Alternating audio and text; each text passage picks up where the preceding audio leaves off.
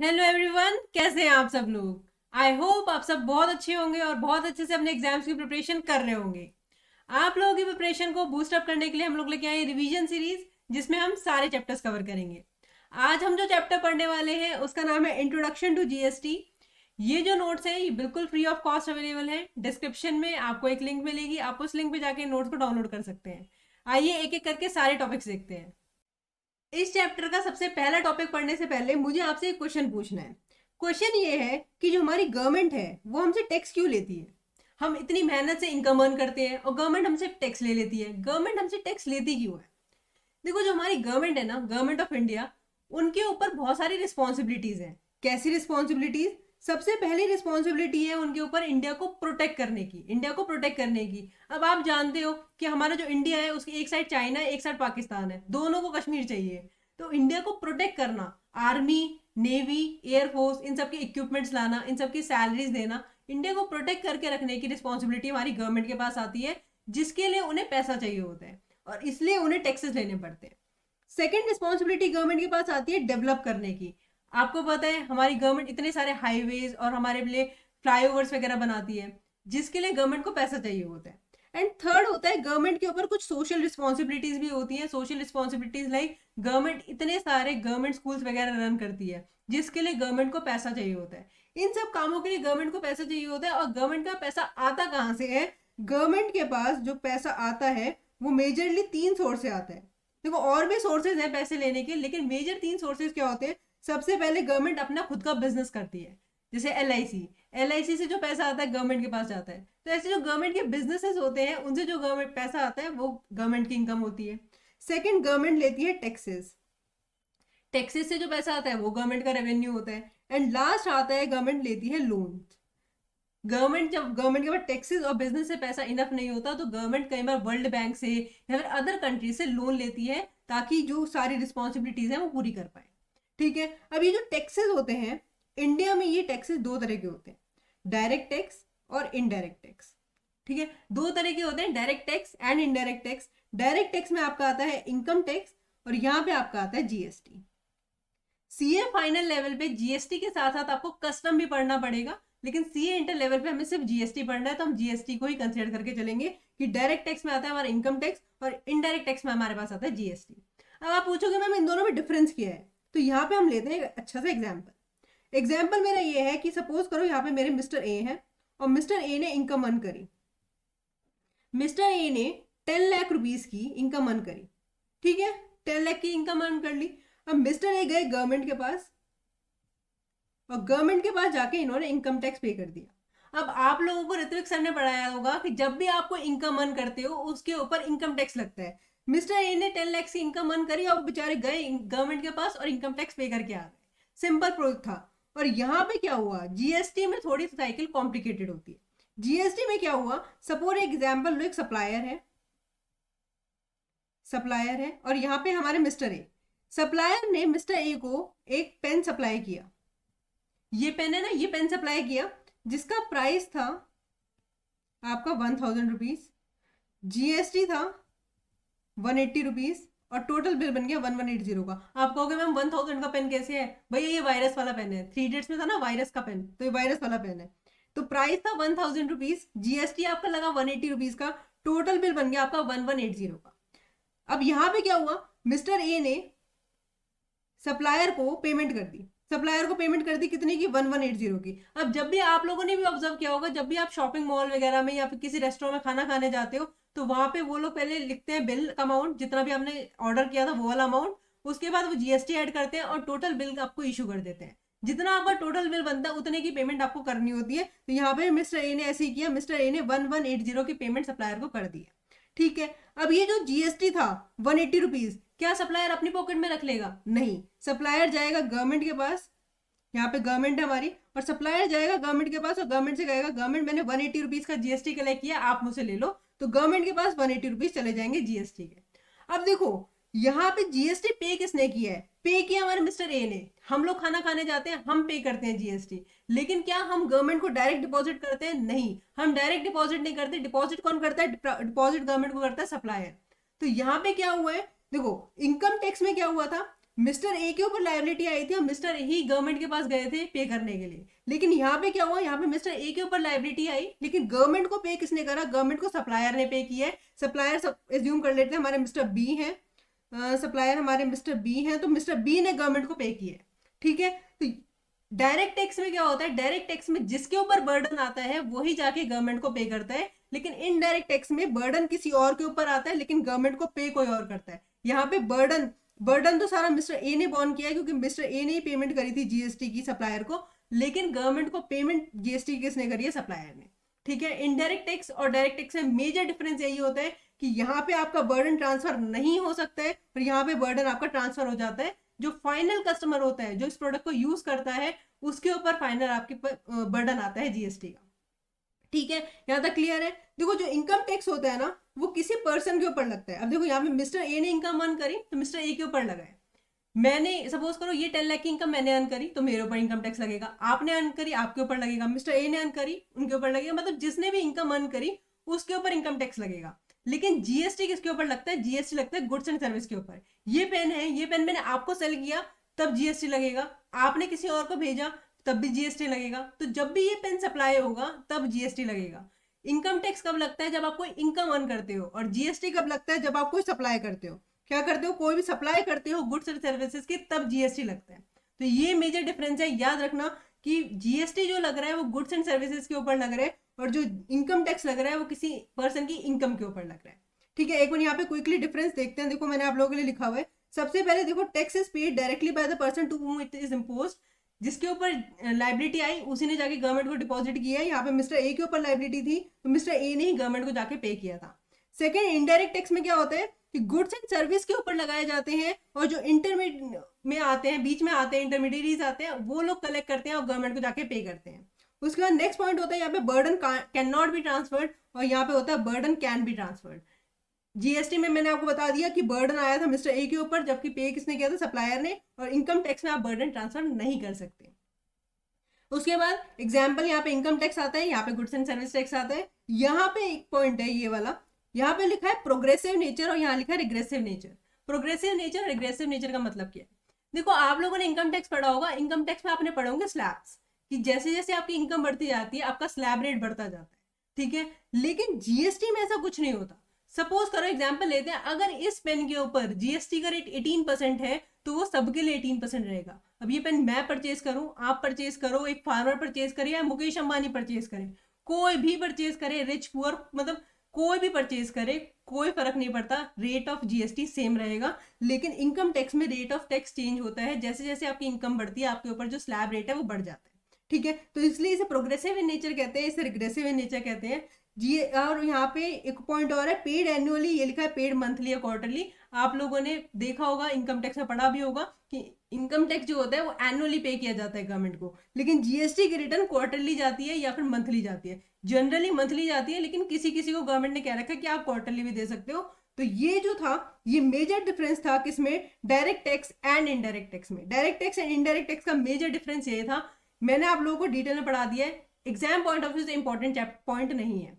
अब जो टॉपिक मैं आपको पढ़ाऊंगी वो आप लोगों को ध्यान से देखना है। आइए चलते हैं आगे नेक्स्ट टॉपिक की तरफ। ये टॉपिक स्टार्ट करने से पहले भी मुझे देने आपको एग्जाम्पल। देखो एग्जाम्पल ये है, एग्जाम्पल क्या रियल सिचुएशन है ये। देखो बिफोर जीएसटी, जब तक इंडिया में जीएसटी नहीं आया था ना, उससे पहले क्या होता था कि जो हमारा मैन्युफैक्चरर होता था, सपोज करो ये पेन है, इसका एक मैन्युफैक्चरर है, मैन्युफैक्चरर के ऊपर लगती थी एक्साइज ड्यूटी। क्या लगती थी, एक्साइज ड्यूटी। उसके बाद मैन्युफैक्चरर जब ये सेल करता था, इस पेन को सेल करता था किसको, होलसेलर को, होलसेलर को, तो उस टाइम लगता था हमारा सेल्स टैक्स। क्या लगता था, सेल्स टैक्स। ठीक है, अब ये जो सेल्स टैक्स था ये इसकी पावर थी स्टेट के पास। देखो जो हमारा ये था एक्साइज ड्यूटी, ये तो जाता था सेंट्रल गवर्नमेंट के पास। अब ये जो सेल्स टैक्स था ये जाता था हमारा स्टेट के पास, और हर स्टेट का अलग रूल था। हरियाणा का अलग, राजस्थान का अलग, गुजरात का अलग, हर स्टेट का अलग रूल था, अलग अलग रेट थे, अलग प्रोसीजर था, अलग कंप्लायंसेस थे। तो जो बड़ी बड़ी कंपनीज होती थी ना, बड़े बड़े कॉर्पोरेट्स होते थे, उन्हें बड़ी दिक्कत आती थी कि भैया हर स्टेट का अलग अलग रूल फॉलो करना होता है। जो फॉरेन कंट्री कंपनीज होती थी उन्हें डर लगता था इंडिया में आने से, उन्हें डर क्यों लगता था? उन्हें लगता था यार अगर हमने एक ब्रांच खोली मान लो हरियाणा में, एक दिल्ली में, एक गुजरात में, एक महाराष्ट्र में, चारों के रूल्स अलग है, चारों के रेट अलग है, चारों के कंप्लाइंसेस अलग है, और किसी में भी छोटी सी गलती हो गई तो सेल्स टैक्स डिपार्टमेंट हमारे पीछे पड़ जाएगा। तो फॉरेन कंट्रीज इंडिया में आने से डरती थी क्योंकि इतने सारे कंप्लाइंसेस होते थे, हर स्टेट के कंप्लाइंस अलग होते थे। अब ये एक चैलेंज था जिसकी वजह से फॉरेन कंट्रीज इंडिया में नहीं आ रही थी। अब गवर्नमेंट को ये चैलेंज रियलाइज हुआ और गवर्नमेंट ने कहा कि भैया हम वन नेशन वन टैक्स लेके आएंगे जिसका नाम है जीएसटी।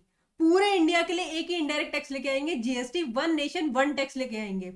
लेकिन अब गवर्नमेंट को जीएसटी लाने के लिए कुछ आ रहे थे चैलेंजेस आ रहे थे। अब सबसे बड़ा चैलेंज ये था कि सेंट्रल गवर्नमेंट को सारी स्टेट गवर्नमेंट्स को कन्विंस करना था कि भैया आप जीएसटी के लिए हाँ कहो, क्योंकि जब तक सारी स्टेट गवर्नमेंट नहीं मानती ना तब तक जीएसटी इंडिया में नहीं आ सकता था। तो सेंट्रल गवर्नमेंट को सारी स्टेट गवर्नमेंट को रेडी करना था कि भैया आप जीएसटी के अंदर आओ, तभी हमारा वन नेशन वन टैक्स बन पाएगा। ठीक है, अब सेंट्रल गवर्नमेंट के पास सबसे बड़ा चैलेंज ये था। अब सेंट्रल गवर्नमेंट ने क्या करा, सारी स्टेट गवर्नमेंट को कन्विंस करने के लिए उन्होंने 2 पॉइंट्स किए। सबसे पहले उन्होंने बनाया जीएसटी काउंसिल। उन्होंने काउंसिल बनाया जिसका नाम था जीएसटी काउंसिल, और उन्होंने कहा कि जीएसटी में जब भी हम कोई रूल लेके आएंगे, कोई लॉ लेके आएंगे, वो जीएसटी काउंसिल की रिकमेंडेशन के बाद ही आएगा। और जीएसटी काउंसिल में सेंट्रल गवर्नमेंट और स्टेट गवर्नमेंट दोनों के लोग बैठे थे। सेंट्रल गवर्नमेंट के मिनिस्टर्स भी बैठे हुए थे और स्टेट गवर्नमेंट के भी मिनिस्टर उसमें बैठे हुए थे। दोनों जब रेडी होंगे तभी कोई लॉ बनाया जाएगा। एक तो ये पावर दी गई, और सेकंड पॉइंट बोला गया कि उन्होंने एक जीएसटी कॉम्पनसेशन सेस, वो एक लेके आए जीएसटी कॉम्पनसेशन सेस। उसमें क्या किया, उन्होंने ये सेस लगाया कुछ लग्जूरियस प्रोडक्ट के ऊपर, और उसमें उन्होंने कहा कि अगर कोई भी स्टेट गवर्नमेंट है जिसे जीएसटी आने की वजह से लॉस हो गया तो उस सेस की जो सेस का पैसा होगा वो स्टेट गवर्नमेंट को दे दिया जाएगा। फॉर एग्जाम्पल, अगर हरियाणा गवर्नमेंट का 1000 करोड़ का रेवेन्यू था ओल्ड इनडायरेक्ट टैक्सेस से, और जीएसटी आने से उनका रेवेन्यू कम हो गया, 800 करोड़ हो गया, तो जो 200 करोड़ का पैसा जो अमाउंट है वो उन्हें इस सेस से दे दिया जाएगा। ये जो जीएसटी कॉम्पनसेशन सेस में जो पैसा होगा वो हरियाणा गवर्नमेंट को दे दिया जाएगा। तो ये एक तरह से उन्हें एश्योरेंस दी गई कि उनका पैसा कम नहीं होगा, गवर्नमेंट का रेवेन्यू कम नहीं होगा। ठीक है, ये वाला पॉइंट सिंपल है। क्या हुआ यहाँ पे, सबसे पहले गवर्नमेंट को वो लोग चैलेंज क्या आ रहा था कि इतने सारे कंप्लायंसेस होते थे, इतने सारे टैक्सेस होते थे। गवर्नमेंट ने कहा हम वन नेशन वन टैक्स लेके आएंगे जिसका नाम होगा जीएसटी। ठीक है, गवर्नमेंट के पास चैलेंजेस क्या थे, सेंट्रल गवर्नमेंट के पास सारे स्टेट गवर्नमेंट को कन्विंस करने के लिए उन्होंने जीएसटी काउंसिल बनाया और एक जीएसटी कॉम्पनसेशन सेस लेके आए। इसके बारे में मैं आगे भी पढ़ाऊंगी आपको। जीएसटी कॉम्पनसेशन सेस लेके आए कि भैया आपका जो कुछ भी लॉस नहीं होगा, स्टेट में गवर्नमेंट को उन्होंने एश्योरेंस दी कि आपका लॉस नहीं होगा। अब चलते हैं, देखो आगे यहाँ पे चलते हैं। देखो हमारा जो इंडिया का कॉन्स्टिट्यूशन है, इंडिया का आप लोगों को पता है कॉन्स्टिट्यूशन ऑफ इंडिया है। ठीक है, तो कॉन्स्टिट्यूशन ऑफ इंडिया में बहुत सारे आर्टिकल्स हैं। उसमें आपका एक आर्टिकल है आर्टिकल 265।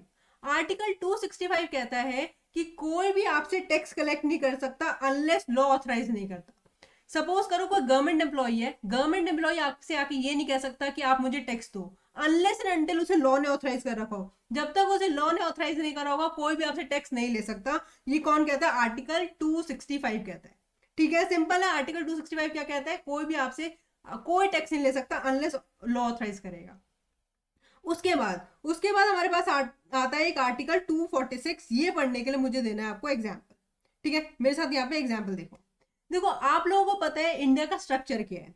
इंडिया का स्ट्रक्चर है, सबसे ऊपर बैठी है हमारी सेंट्रल गवर्नमेंट, और सेंट्रल में अभी हमारे पास है बीजेपी की गवर्नमेंट बैठी है सेंट्रल में, मोदी जी की सरकार है।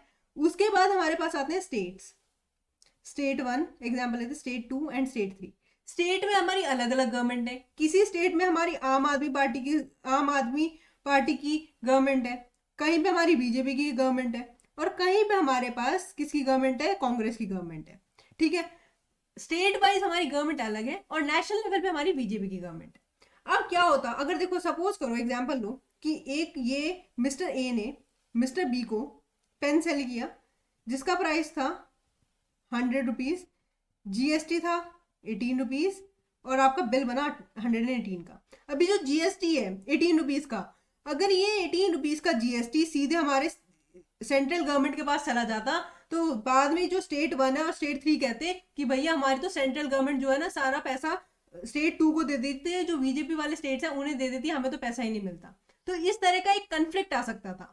तो इस तरह का कंफ्लिक्ट ना आए तो गवर्नमेंट ने स्टार्टिंग में ही क्लियर कर दिया कि इस ट्रांजेक्शन में जो 18 रुपीज का जीएसटी है वो 9 रुपीज का जाएगा हमारी सेंट्रल गवर्नमेंट के पास और 9 रुपीज का जाएगा हमारी स्टेट गवर्नमेंट के पास। 50-50% जाएगा। 9% सेंट्रल गवर्नमेंट लेके जाएगी, सॉरी 9 रुपीज का 50% जो है वो हमारी सेंट्रल गवर्नमेंट लेके जाएगी और 9 रुपीज का हमारा स्टेट गवर्नमेंट लेके जाएगी। अब यहाँ पे मुझे अगेन एग्जाम्पल देने आपको।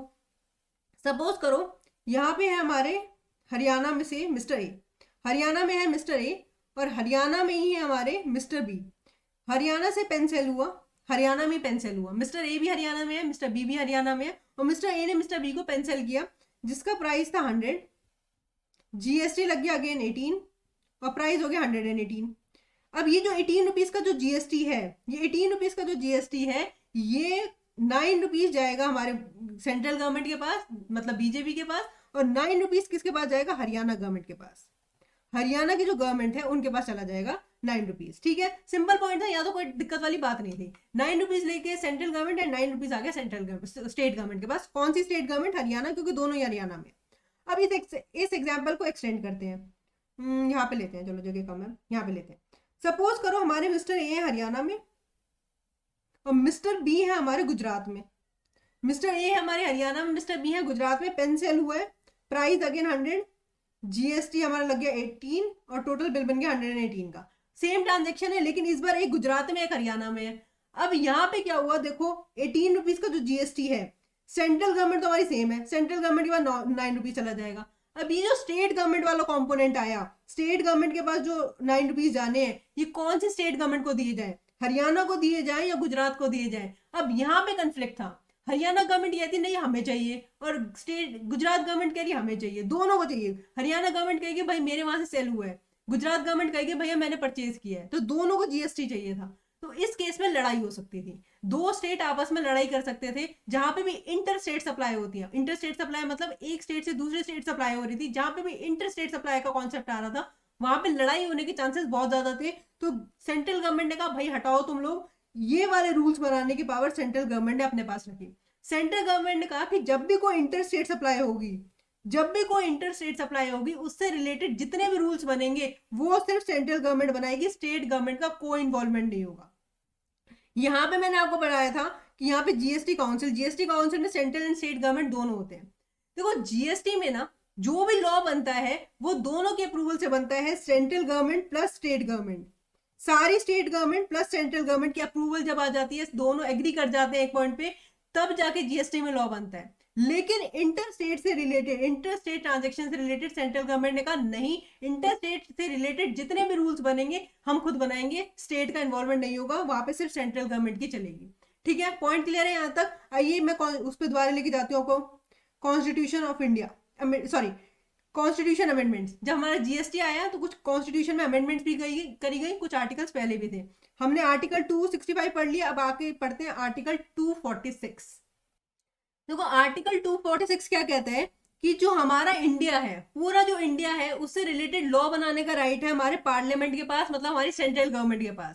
लेकिन किसी भी स्टेट से रिलेटेड, जो एक स्टेट है, पर्टिकुलर स्टेट है, वो स्टेट से रिलेटेड लॉ बनाने का राइट किसके पास है? स्टेट गवर्नमेंट के पास है।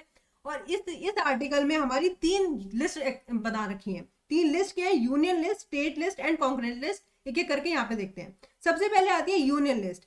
अब देखो यूनियन लिस्ट में जो जो चीजें मेंशन है उससे रिलेटेड लॉ बनाने का राइट हमारी सेंट्रल गवर्नमेंट के पास है। मतलब सपोज करो ये इंडिया है और यहाँ पे एक हमारा स्टेट है हरियाणा। ठीक है, इंडिया है और स्टेट है हरियाणा।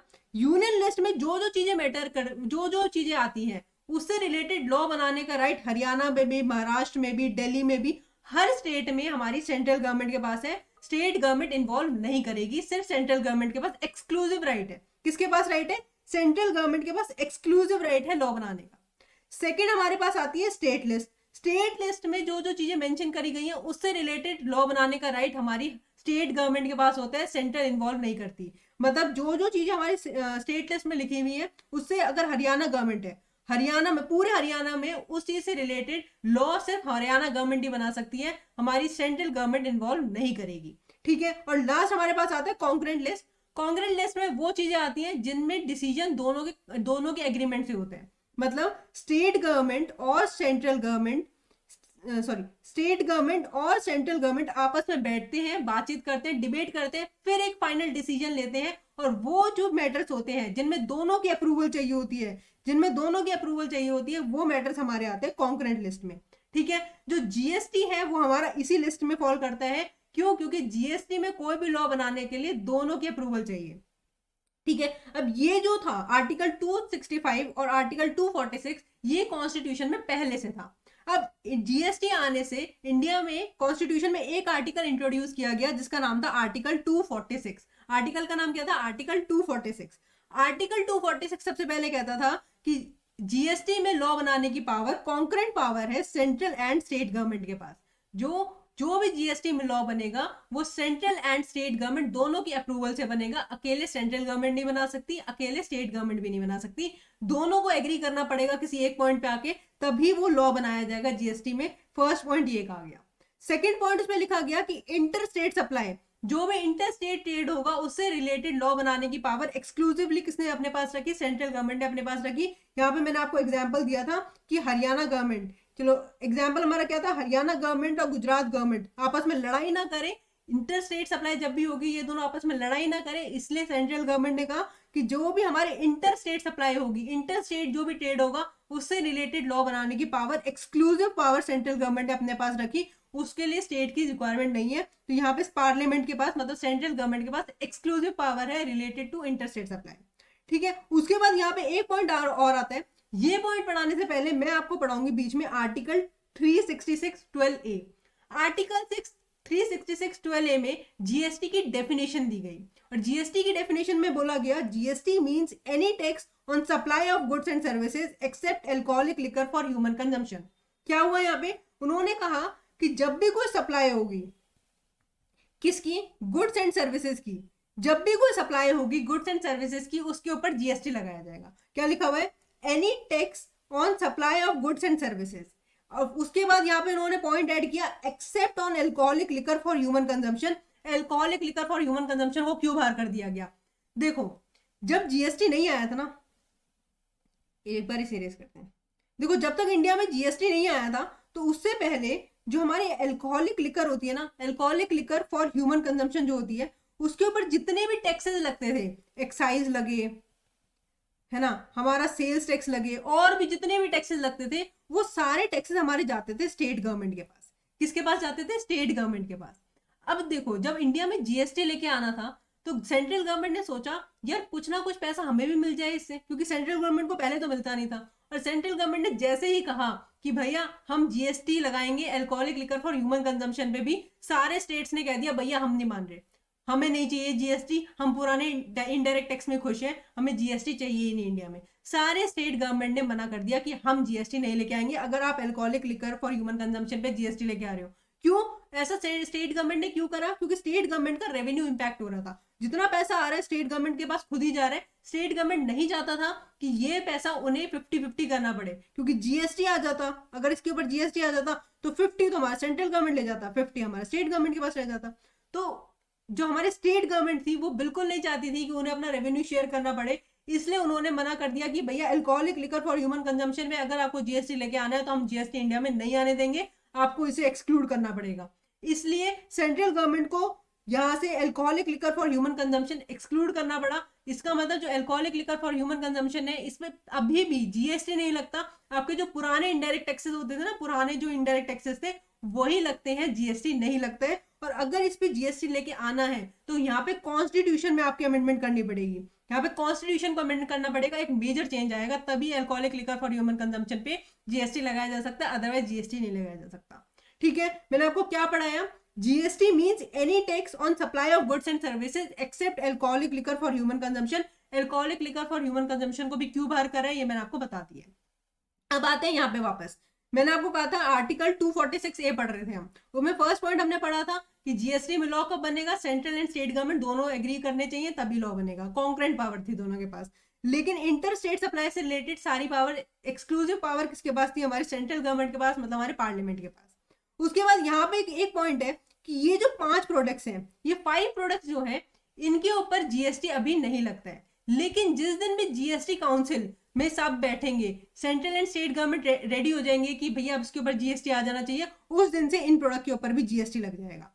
अब यहाँ पे डिफरेंस देखो क्या है, alcoholic liquor for human consumption पे अगर आपको जीएसटी लगाना है तो आपको कॉन्स्टिट्यूशन में अमेंडमेंट करनी पड़ेगी, लेकिन इन पे अगर जीएसटी लगाना है तो आपको कॉन्स्टिट्यूशन में अमेंडमेंट करने की जरूरत नहीं है। ये जीएसटी के स्कोप में है, लेकिन अभी बाहर किए गए हैं, अभी जीएसटी नहीं लगता। लेकिन जिस दिन भी सारी स्टेट गवर्नमेंट और सेंट्रल गवर्नमेंट देखिए, और जितनी जब सारी स्टेट गवर्नमेंट रेडी हो जाएंगी उस दिन इनके ऊपर भी आपका जीएसटी आ जाएगा। कौन कौन से प्रोडक्ट्स है? सबसे पहले petroleum crude, high speed diesel, motor spirit commonly known as petrol, natural gas, aviation turbine fuel. ये 5 प्रोडक्ट के नाम याद कर लेना। देखो सारे पेट्रोल से रिलेटेड है, पेट्रोल भी आ गया, डीजल भी आ गया, पेट्रोलियम क्रूड आ गया, natural gas and aviation turbine fuel. ये जो 5 प्रोडक्ट्स हैं इनके ऊपर अभी जीएसटी नहीं लगता, लेकिन जिस दिन भी सारी स्टेट गवर्नमेंट और हमारी सेंट्रल गवर्नमेंट रेडी हो जाएगी उस दिन इनके ऊपर जीएसटी लगा दिया जाएगा। ठीक है, अभी तक हम लोगों ने क्या पढ़ा? मैंने आपको 3 आर्टिकल्स पढ़ाए, आर्टिकल 265, 246, 246A, और उसके साथ साथ मैंने आपको जीएसटी की डेफिनेशन भी बढ़ा दी। चलते हैं अब आगे नेक्स्ट टॉपिक की तरफ। नेक्स्ट जो टॉपिक है हमारा वो है कॉन्सेप्ट ऑफ जीएसटी। देखो जो जीएसटी है हमारा वो वैल्यू एडिड टैक्स है। वैल्यू एडिड टैक्स है मतलब देखो कितना तो मैंने एग्जांपल्स दे दिया आपको। अब सपोज करो यहाँ पे हमारा होलसेलर और यहाँ पे हमारा रिटेलर। होलसेलर ने सामान सेल करा, प्राइस इक्वल्स टू 100, जीएसटी लगा आपका इक्वल्स टू 18, और हमारा 118 का बिल इशू हो गया। रिटेलर ने 118 की पेमेंट कर दी, होलसेलर को 118 पेमेंट कर दी। ठीक है, अब यहाँ पे उसके बाद क्या हुआ? रिटेलर ने ये सामान आगे सेल किया कस्टमर को सामान सेल किया, जिसमें उसने क्या करा, प्राइस यहाँ पे 100 थी, उसने क्या करा 150 कर दिए। प्राइस कितने कर दिए? 150। उसने जीएसटी लगाया कितने का? 27 रुपीज का, और 177 का इनवॉइस इशू कर दिया कस्टमर को। अगेन कस्टमर ने 117 की पेमेंट कर दी रिटेलर को।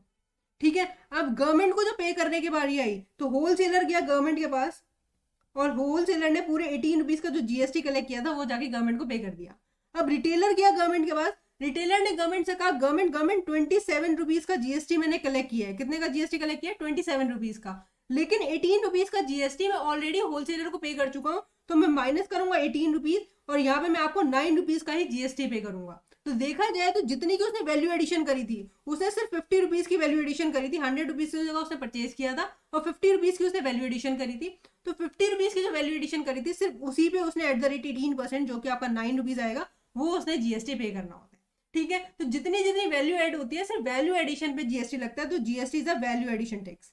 ठीक है, वैल्यू एडेड टैक्स। ठीक है, सेकंड है GST is a destination based tax. Destination based tax का मतलब क्या है? सपोज करो हरियाणा में है मिस्टर ए और मिस्टर बी है हमारे गुजरात में, पेन सेल हुआ अगेन, और यहाँ पे जीएसटी कलेक्ट हुआ 18 रुपीज का। अभी जो जीएसटी 18 रुपीज का है, जीएसटी 18 रुपीज का जो है 9 रुपीज जाएगा हमारी सेंट्रल गवर्नमेंट के पास, और 9 रुपीज जो जाएगा वो जाएगा हमारी गुजरात की गवर्नमेंट के पास। मतलब जो डेस्टिनेशन होती है, जिस स्टेट में आपकी डेस्टिनेशन होती है, गवर्नमेंट ट्राई करती है कि डेस्टिनेशन जो स्टेट है उसे जीएसटी रिसीव किया जाए। तो यहाँ पे जीएसटी किसके पास जाएगा? गुजरात की गवर्नमेंट के पास जाएगा। इसलिए जीएसटी जो है हमारा डेस्टिनेशन बेस्ड टैक्स है। थर्ड पॉइंट यहाँ पे हमारा आता है कि GST is paid by supplier and born by customer. ये मैंने आपको फर्स्ट एग्जांपल में बता दिया था कि जो सप्लायर है वो जाके गवर्नमेंट को पे करता है, लेकिन जो उसका बर्डन है वो हमारे फाइनल कस्टमर के ऊपर आता है। तो यही लिखा है पेड बाय सप्लायर लेकिन बॉर्न बाय कस्टमर। उसका नेक्स्ट पॉइंट हमारा GST is collected at multiple stage. अभी हमने जो एग्जांपल लिया था, पहले होलसेलर ने जीएसटी कलेक्ट किया था, उसके बाद रिटेलर ने जीएसटी कलेक्ट किया। तो जीएसटी जो है हमारे मल्टीपल स्टेजेस पे कलेक्ट किया जाता है। तो ये भी इजी पॉइंट था। उसके बाद हमारे पास है जीएसटी एक्ट। देखो जब जीएसटी इंडिया में आया ना तो 5 एक्ट के अंदर आया। सबसे पहले आया CGST act, SGST act, UTGST act, IGST act and GST compensation act 2017। सारे 2017 में। क्या मैम हमें सारे पढ़ने हैं? नहीं, हमें सीजीएसटी एक्ट पढ़ना है और आईजीएसटी एक्ट के 2 सेक्शन पढ़ने हैं। यहाँ पे इसके पास 2 सेक्शन पढ़ने हैं और सेंट्रल सीजीएसटी एक्ट पढ़ना है। हमें मेजरली सीजीएसटी एक्ट पढ़ना है। अब देखो जो सीजीएसटी एक्ट है और एसजीएसटी एक्ट है और यूटीजीएसटी एक्ट है, ये तीनों सेम है, बिल्कुल सेम है, वर्ड टू वर्ड सेम है, लेकिन ये स्टेट वाइज पास हुए थे। सेंट्रल सीजीएसटी एक्ट जो है वो सेंट्रल लेवल पे पास हुआ था और एसजीएसटी एक्ट जो है वो स्टेट लेवल पे पास हुए थे, इसलिए इन्हें अलग अलग एक्ट बनाया गया। हर स्टेट में सेपरेटली पास किया गया था इसे, इसलिए ये सेपरेट एक्ट है, लेकिन ये एनी हाउ ये तीनों सेम ही है। और कॉम्पनसेशन सेस क्या है? कॉम्पनसेशन सेस मैंने आपको बता दिया, ये जो है लग्जरी जो प्रोडक्ट्स होते हैं, जो महंगे महंगे लग्जरी प्रोडक्ट्स होते हैं, उनके ऊपर लगाया जाता है। और इसका पर्पस क्या था? इसका पर्पस सिर्फ इतना था कि जिस गवर्नमेंट को जीएसटी, जिस स्टेट गवर्नमेंट को जीएसटी के आने से लॉस हुआ है, वो उसे कॉम्पनसेट किया जा सके। जिस गवर्नमेंट को लॉस हुआ है उसे इस सेस में जितना पैसा है वो उस गवर्नमेंट को दिया जा सके। ठीक है, इजी पॉइंट था। नेक्स्ट पॉइंट हमारे पास है कि GST is extended to whole India including Jammu and Kashmir. अब ये पॉइंट भैया याद रखना, मैंने बोल्ड भी कर रखा है आप लोगों के लिए, यहाँ लिखा है इंक्लूडिंग जम्मू एंड कश्मीर। बाकी सारे लॉज में बहुत जगह हम पढ़ते हैं एक्सक्लूडिंग जम्मू एंड कश्मीर, यहाँ पे लिखा है including and Jammu and Kashmir. GST जो है पूरी इंडिया के ऊपर एप्लीकेबल है, जम्मू एंड कश्मीर में भी एप्लीकेबल है। पूरे इंडिया में एप्लीकेबल हुआ था आपका 1 जुलाई 2017 से, लेकिन जम्मू एंड कश्मीर में एप्लीकेबल हुआ था 8 जुलाई 2017 से। 1 वीक की डिफरेंस है बस। ठीक है, और यहाँ पे लिखा हुआ है except alcoholic liquor for human consumption. ये पॉइंट मैं आपको पहले ही पढ़ा चुकी हूँ कि alcoholic liquor for human consumption पे जीएसटी नहीं आता। क्यों नहीं आता ये भी पढ़ लिया हमने। उसके बाद नेक्स्ट पॉइंट यहाँ पे हमारे पास है India opted for dual GST model. ठीक है, जिसमें सेंट्रल एंड स्टेट गवर्नमेंट दोनों के पास पावर है। देखो मैंने आपको बताया इंडिया का स्ट्रक्चर ऐसा है कि सेंटर में हमारी बीजेपी है, लेकिन हर स्टेट में बीजेपी की गवर्नमेंट नहीं है, किसी किसी स्टेट में कोई और गवर्नमेंट भी है। तो इसलिए जो इंडिया ने जो जीएसटी का मॉडल ऑप्ट किया वो dual model of GST opt किया, जिसमें सेंट्रल एंड स्टेट दोनों का शेयर आता है और दोनों के पास कॉन्करेंट पावर होती है लॉ बनाने की। ठीक है, सेंट्रल का भी शेयर है और स्टेट गवर्नमेंट का भी शेयर है, दोनों का शेयर है, इसलिए इंडिया को कहते हैं, इसलिए इंडिया ने dual model of GST opt किया था। ठीक है, अब नेक्स्ट पॉइंट पे चलते हैं। नेक्स्ट हमें पढ़ना है डेफिनेशन ऑफ इंडिया। देखो इंडिया की डेफिनेशन आप लोगों ने डायरेक्ट टेक्स्ट में पढ़ी होगी, यहाँ पे भी ऑलमोस्ट सेम ही है। इंडिया का मीनिंग ऑफ इंडिया, देखो इंडिया में क्या क्या आता है। इंडिया में सबसे पहले जैसे देखो ये हमारा इंडिया है, ठीक है, इंडिया में सबसे पहले तो जो इंडिया का बॉर्डर है वो पूरा आता है। इंडिया की जो जो बॉर्डर लाइन बनी हुई है उसके अंदर जितना भी एरिया है वो सारा इंडिया में आएगा। उसके बाद हमारा आता है टेरिटोरियल वाटर, जो हमारा आता है 12 नॉटिकल माइल्स तक, मतलब जो हमारा बेस लाइन जहाँ पे खत्म हो रही है। उसके बाद जो हमारा पानी है, जो समुद्र का पानी है, वहां पे भी 12 नॉटिकल माइल्स तक जो आता है उसे इंडिया माना जाता है। 12 नॉटिकल माइल्स क्या होता है? 1 nautical miles equals to 1.85 kilometre. अब आप करके देख लेना, 12 इंटू 1.85 जो आएगा उतने किलोमीटर तक जो एरिया होता है वो इंडिया का माना जाता है। ठीक है, यहाँ पे साथ साथ डेफिनेशन देखते हैं। यहीं पे एग्जाम्पल टेरिटरी ऑफ इंडिया आएगा, टेरिटोरियल वाटर ऑफ इंडिया आएगा। उसके बाद देखो जो हमारा ये इंडिया है, उसके बाद जो पानी है, उसके बाद ना पानी के अंदर ना कुछ हमारे इस तरह से सॉइल के सब वो बनते हैं। सॉइल के जो थोड़े छोटे पहाड़ जैसे होते हैं ऐसे ऊपर नीचे, पानी के अंदर मिट्टी होती है ना, वो मिट्टी जो होती है सब सॉइल वगैरह होती है, वो भी इंडिया का पार्ट मानी जाती है। उसके बाद देखो जैसे ये इंडिया है, अब ये हमारा समुद्र है, समुद्र के नीचे यहाँ पे हमारी मिट्टी है। ठीक है, ये सारी मिट्टी है हमारी, सब सॉइल है।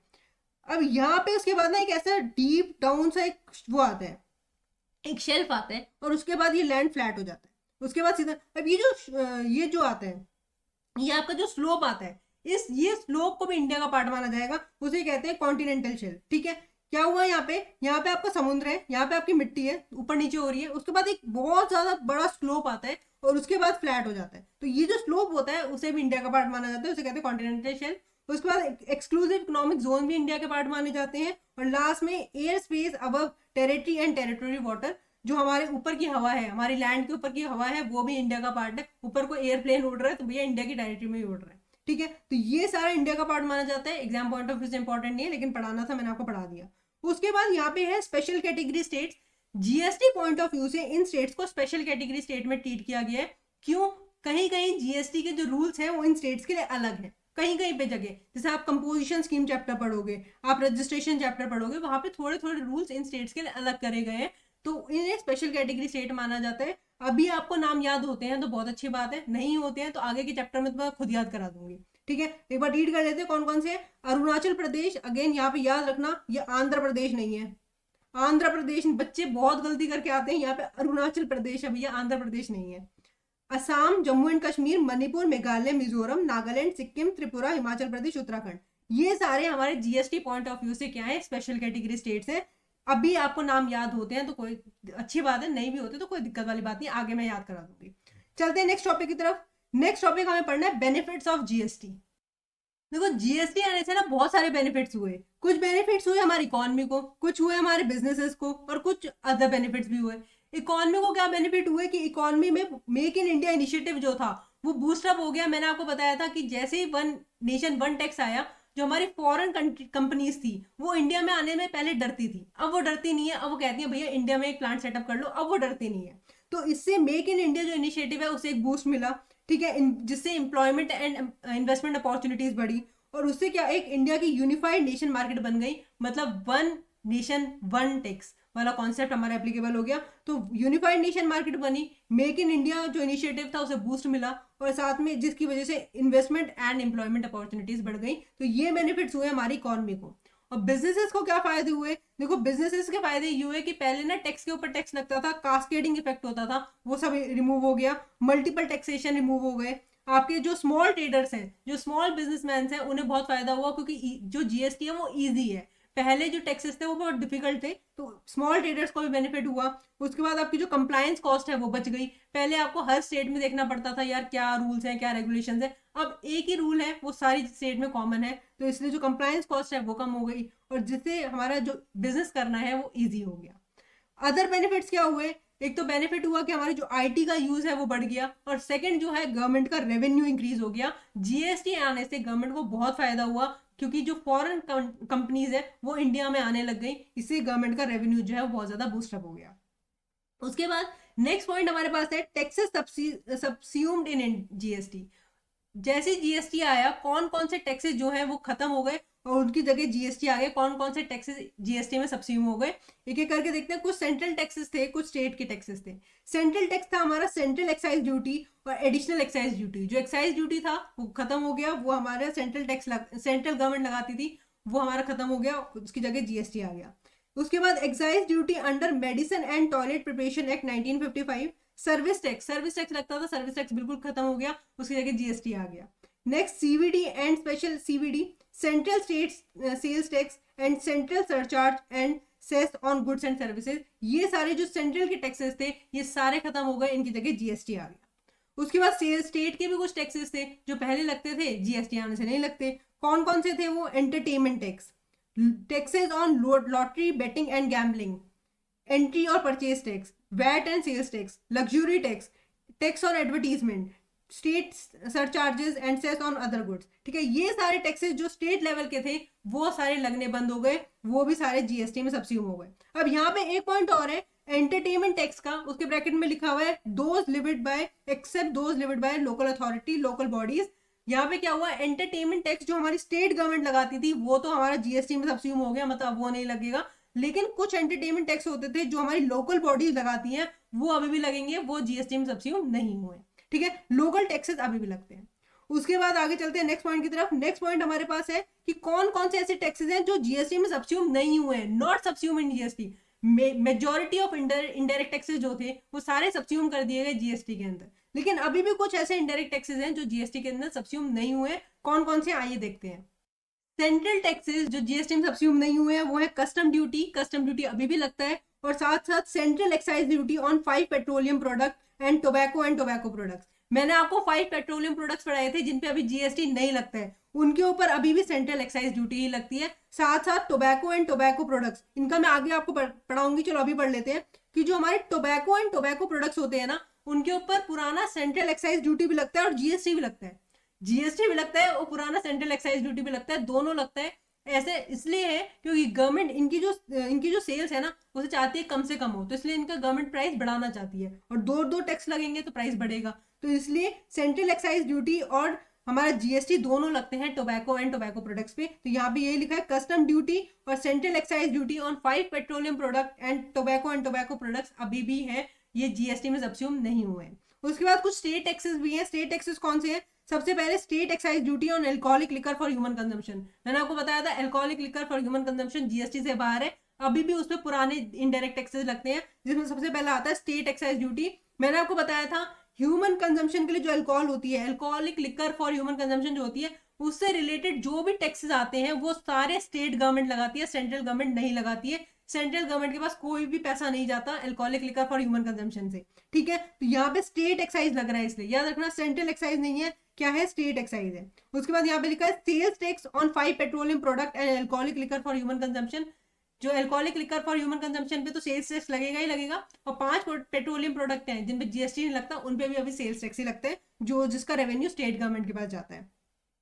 Professional fees, electricity duty, stamp duty, toll tax, road and passenger tax, ये जो टैक्सेस हैं ये भी अभी जीएसटी में सब्सिट्यूट नहीं हुए। देखो टोल टैक्स का तो आप लोग रोज एग्जांपल देखते ही हो, आप लोग कहीं भी जाओ तो टोल टैक्स तो लिया जाता है, तो ये छोटे छोटे टैक्सेस हैं ये भी जीएसटी में सब्सिट्यूट नहीं किए गए, ये अभी भी लगते हैं। ठीक है, उसके बाद चलते हैं नेक्स्ट आगे। ये वाला जो पॉइंट है, देखो मैंने आपको बताया था ये जो 5 प्रोडक्ट्स हैं, 5 पेट्रोलियम प्रोडक्ट्स जो है इनके ऊपर जीएसटी नहीं लगता, तो इनके ऊपर क्या लगता है, इनके ऊपर वैट, सीएसटी और सेंट्रल एक्साइज ड्यूटी। क्या लगता है, मैंने यहाँ पे पढ़ाया सेंट्रल एक्साइज लगता है इनके ऊपर, सेंट्रल एक्साइज ड्यूटी और वैट और सीएसटी, पुराने पुराने जो इनडायरेक्ट टैक्सेस हैं वो लगते हैं।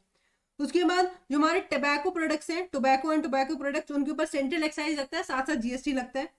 जो opium, Indian hemp and other narcotic drugs, जो नार्कोटिक ड्रग्स वगैरह होते हैं उनके ऊपर स्टेट एक्साइज ड्यूटी लगता है प्लस जीएसटी लगता है। याद रखना टोबैको एंड टोबैको प्रोडक्ट्स के ऊपर सेंट्रल एक्साइज लगता है, और ओपीएम वगैरह के ऊपर हमारा स्टेट एक्साइज लगता है प्लस जीएसटी भी लगता है।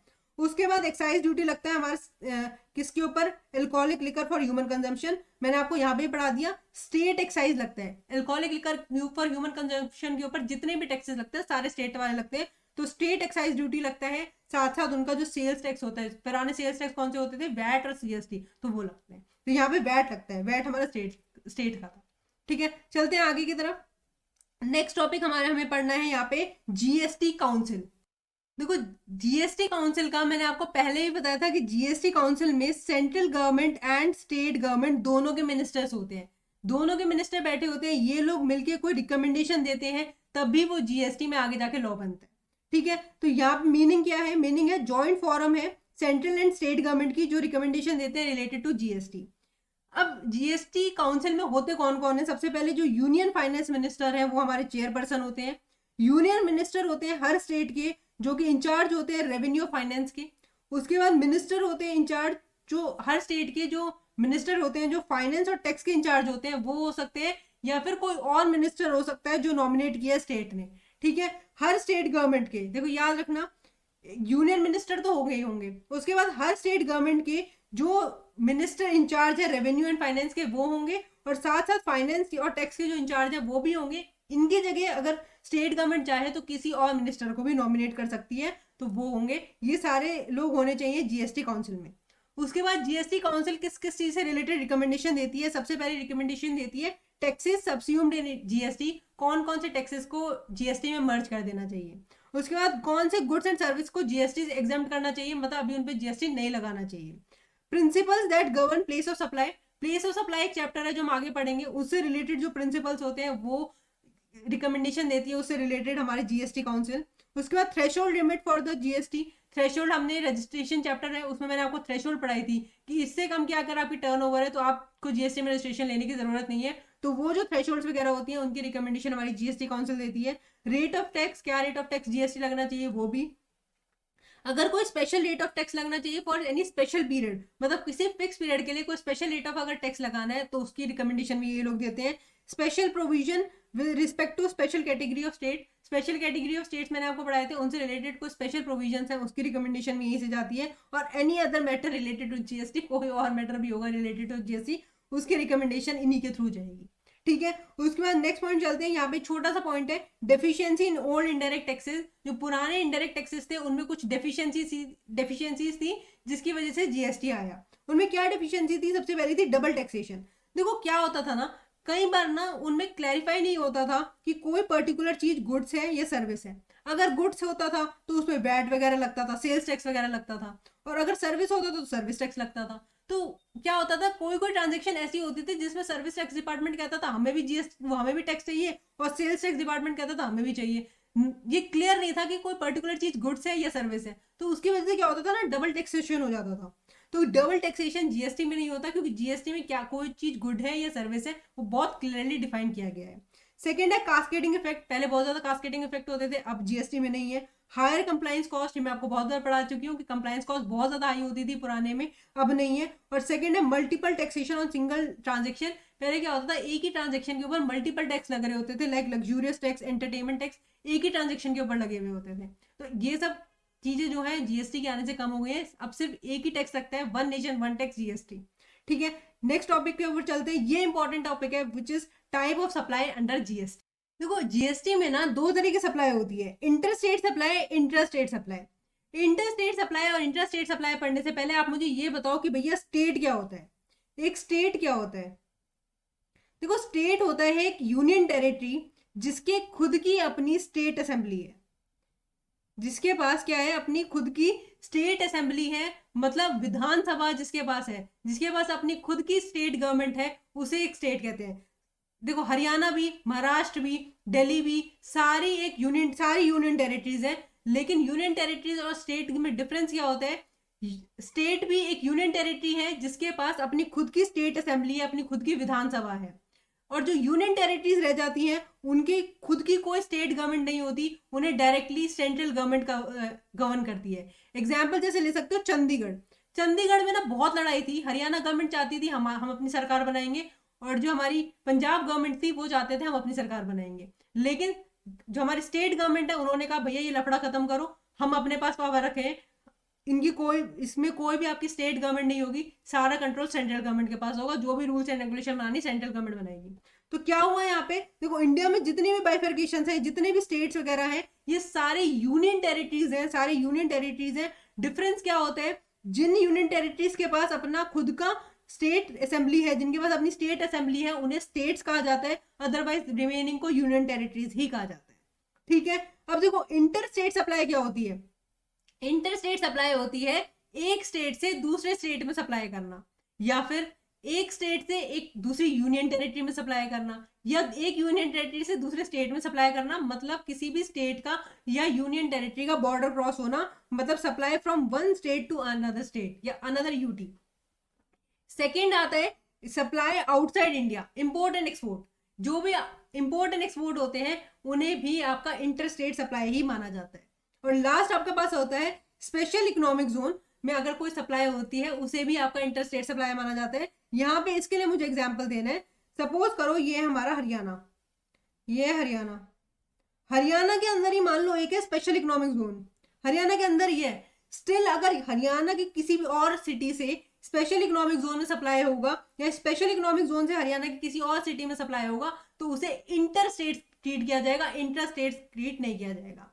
तो इंटर स्टेट सप्लाई बेसिकली वो होती है जिनमें आपका कोई भी बॉर्डर क्रॉस होता है, या तो किसी स्टेट का बॉर्डर क्रॉस हो गया, या पूरे इंडिया का बॉर्डर क्रॉस हो गया, या स्पेशल इकोनॉमिक जोन का बॉर्डर क्रॉस हो गया। जहां पे भी आपका बॉर्डर क्रॉस होता है उसे आपका इंटर स्टेट सप्लाई कहते हैं। और इंटर स्टेट सप्लाई में भैया हमेशा आईजीएसटी एप्लीकेबल होता है। क्या एप्लीकेबल होता है, आईजीएसटी। जब भी कोई ट्रांजेक्शन आपकी इंटर स्टेट होती है उसमें आपका आईजीएसटी एप्लीकेबल होता है।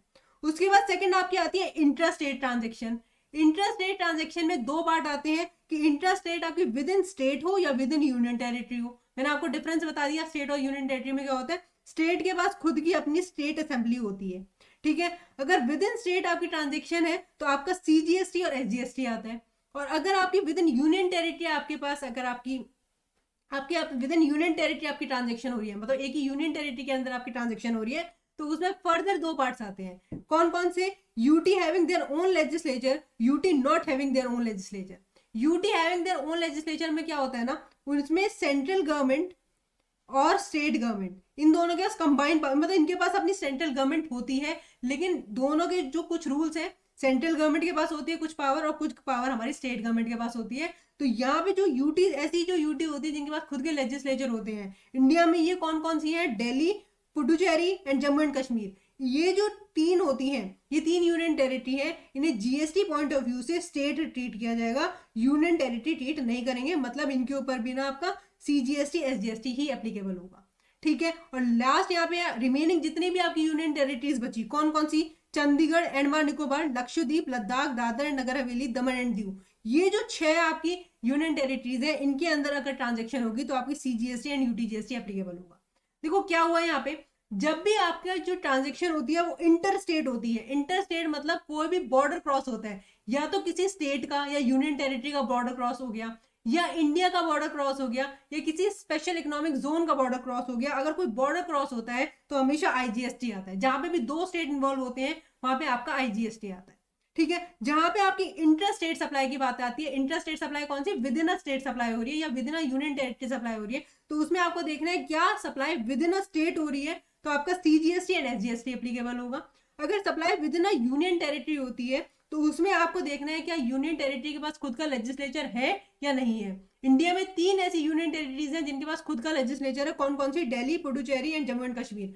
अगर इन तीनों के अंदर ट्रांजेक्शन होती है, इंटर स्टेट सप्लाई होती है, मतलब with in a Delhi transaction होती है, तो आपका CGST एंड SGST एप्लीकेबल होता है। और रिमेनिंग जो बचा यूटी, अगर किसी रिमेनिंग यूटी में ट्रांजेक्शन होती है, कौन कौन सी यूटीज है? चंडीगढ़, अंडमान निकोबार, लक्षद्वीप, लद्दाख, दादर नगर हवेली, दमन एंड दीव, इनके अंदर ट्रांजेक्शन होती है तो आपका CGST एंड UTGST एप्लीकेबल होता है। बहुत सिंपल कॉन्सेप्ट है। ये वाला जो चार्ट है, ये वाला जो चार्ट है, ये मैं प्लेस ऑफ सप्लाई चैप्टर में दोबारा पढ़ाऊंगी आपको, लेकिन यहाँ पे मुझे पढ़ाना जरूरी था तो मैंने आप लोगों को पढ़ा दिया। ठीक है, अब यहाँ पे एक पॉइंट और मुझे याद रखना, देखो IGST, यहाँ पे तो देखो IGST से पहले ये देखो CGST और SGST, ये यहीं पे डिवाइड हो गया। ये वाला रेवेन्यू चला जाएगा सेंट्रल गवर्नमेंट के पास और ये वाला चला जाएगा स्टेट गवर्नमेंट के पास। सिमिलरली यहाँ पे भी ये सेंट्रल के पास जाएगा, ये स्टेट के पास जाएगा। यहाँ पे ये, यहाँ पे भी अलग अलग हो गए, सेंट्रल का और UTGST अलग अलग हो गए, तो यहाँ पे बिल्कुल ही क्लियर डिवाइड हो गया। लेकिन जो IGST है वो कंबाइन लगता है। IGST का सपोज अगर GST का रेट 18% है तो यहाँ पे तो ये तो 99% लगते हैं, CGST 9%, SGST 9%, लेकिन IGST पूरा 18% लगता है। और IGST का रेवेन्यू याद रखना किसके पास जाता है? सेंट्रल गवर्नमेंट के पास जाता है, और central government later on state government को दे देती है, स्टेट गवर्नमेंट को 50% दे देती है। ये भी, ये देने का राइट भी ना पार्लियामेंट में एक आपका आर्टिकल है जो मैंने यहाँ पे आपको छुड़वा दिया था, अब मैं पढ़ाती हूँ आपको। यहाँ पे हमने एक आर्टिकल मेंशन कर रखा है, आर्टिकल 269A। 269A आर्टिकल क्या कहता है? जब भी इंटर स्टेट सप्लाई होती है तो जो GST कलेक्ट करते हैं, कलेक्ट करती है हमारी सेंट्रल गवर्नमेंट, मतलब बीजेपी गवर्नमेंट हमारी GST कलेक्ट करती है। उसके बाद वो डिवाइड करते हैं यूनियन एंड स्टेट के बीच में, 50-50% डिवाइड होता है। और जो हमारे इंपोर्ट्स होते हैं उन्हें भी इंटर स्टेट सप्लाई माना जाता है, ये मैंने आपको पढ़ा दिया। इंपोर्ट एंड एक्सपोर्ट जो होते हैं उन्हें इंटर स्टेट सप्लाई कहते हैं। ठीक है, बहुत इजी टॉपिक्स थे। नाउ विद दिस हमने इस चैप्टर के सारे जो टॉपिक्स है ना वो अच्छे से रिवाइज कर लिए हैं। बहुत क्विकली मैंने आप लोगों को रिवाइज कराए हैं। छोटा चैप्टर है, देखो GST जब हम पढ़ते हैं तो हम इस चैप्टर को बहुत डिटेल में पढ़ते हैं, लेकिन ये रिवीजन वीडियो है और मुझे पता है ये चैप्टर आप लोगों को आता है, तो मैंने बहुत कोशिश करी है बहुत क्विकली आप लोगों को रिवाइज कराया जाए। अब इसके साथ इस क्लास को यहाँ पे एंड करते हैं। Thank you everyone, have a nice day, bye bye.